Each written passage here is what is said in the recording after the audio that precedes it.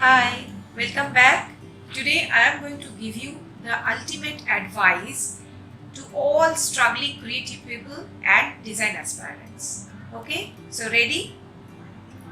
Now, all of you must have a dream from very childhood that you are good at drawing or you are talented enough, you like design field and all these things. And all of your parents must have taken you to each and every competitions, sit and draw competitions, and they must have encouraged you that why not to join, why not to participate in that competition, try to win.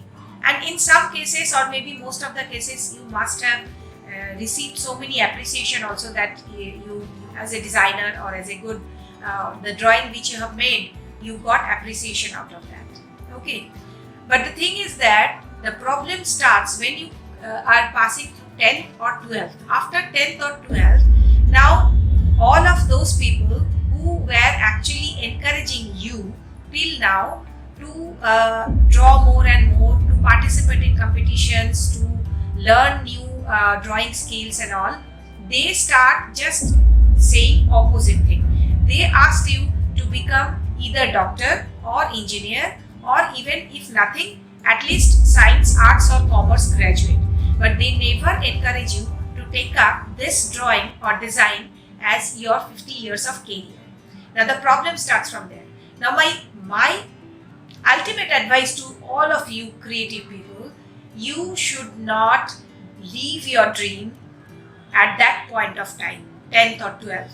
You should rather live with your dream, that is LIVE. So, and you should not LEAVE, leave your dream. That is my ultimate advice for you. Now, you don't want to become engineer or doctor, you want to become a designer.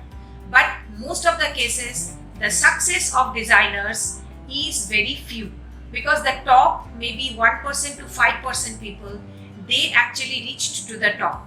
Now you have to, just to make your parents, your environment strong enough as support, just to support you, you need to prove that you can also become a successful designer, you can also get a break.